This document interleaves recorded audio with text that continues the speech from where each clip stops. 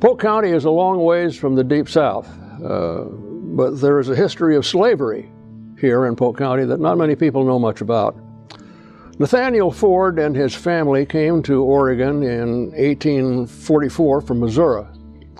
In addition to his wife and 3 children, Ford brought with him Polly Holmes, Robin Holmes, and their 3 children. They were slaves. They were Nathaniel Ford's property under the laws of the state of Missouri. Junior? Junior. You know anything about hops? You forgot. What I know, I probably lost them so many long time ago that I probably don't know what 52 acres of hops we had.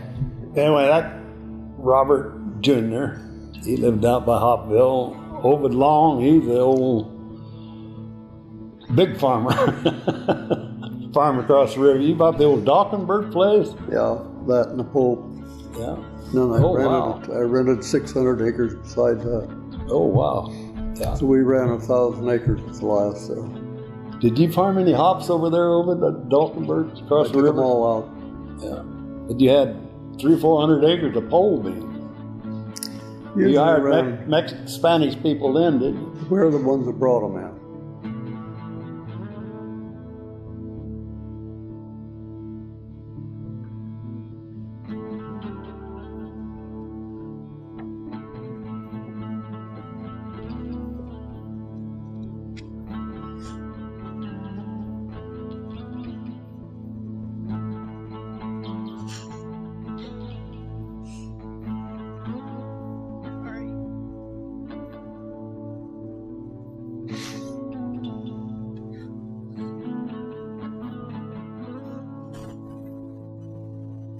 Daddy, thank you for everything you have done for me.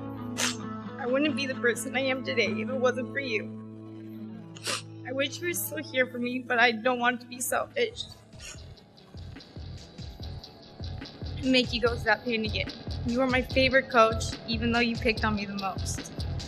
But it's okay because it made me a better player. I've heard I was a hard kid and still are. Well, sometimes. But you did good with me.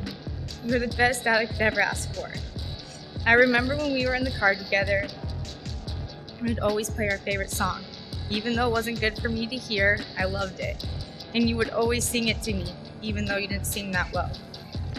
I can't believe you're really gone when you were just here the other day. It's hard to think that you are going to miss a lot of important days in my life, but I know you are in a better place now. I love you and I will never forget you. You will always be in my heart no matter what. You are and still are my hero, and always will be. Thank you. I love you, Brooke.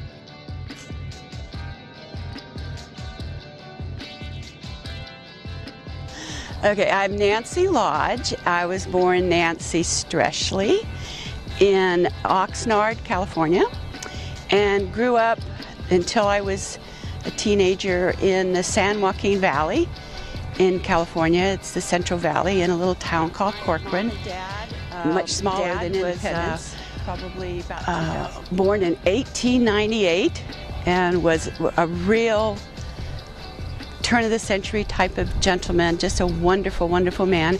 And he was principal of elementary school for as long as I can remember.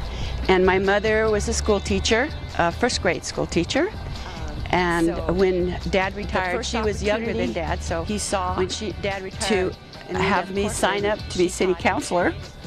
That's what he did. And so he thought it would be based on what we talked about in my interest and concern for everybody around us, and he thought it would be a good treat for the community, I think, to have me run for city council. So he got all the paper, he got all the signatures. I didn't know until later, because I didn't know everybody like he did, that these were all the movers and shakers in town. Signed it, of course, for John Poff. It's really cool for me to be back here in this community. I've been back and forth as I was growing up to this building. There's lots of it. I actually gained about 10 pounds while I was there. Partly because of lifting weights every day, but partly also because it's like walking into the woods of Grocery market of choice. I walked in there every day. I was like, oh my God, this place is heaven. And that's what the wall of food on the space station is like. You're a pillow person. It's kind of weird. I like pillows, you know, and I hold the pillow, and so it's kind of when you first get used to it, it's kind of awkward on your head, and then your arms are floating around, and so you keep your arms in the sleeping bag generally. And then the other weird thing is when you close your eyes, you see these little particles flying through. It looks like lightning or shooting stars, and it's particles, coming through your brain, coming through your eyeball. And you can see. In your opinion, what is the most beautiful thing you've seen off this planet? The most beautiful thing I've seen on the planet? Off this planet. Off this planet? Well, seeing off this planet, it is our planet. Yeah. And anything in particular? Yes, yeah.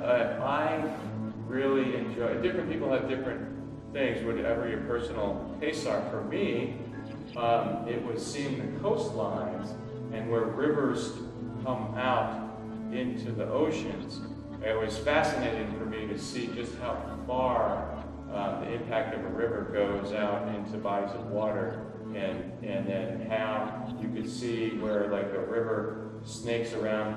Take the Mississippi River, it snakes around lazily, and then over time portions of it get chopped off and the river changes, and you see that clearly from space, you know.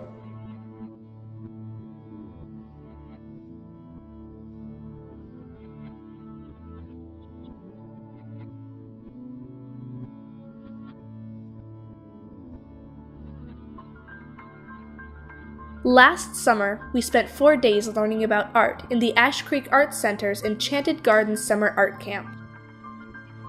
We shaped clay to make ceramic houses you could live in if you're about an inch tall. We drew pictures showing what the world looks like if you're that small. Then we made miniature gardens for our houses with real dirt and plants.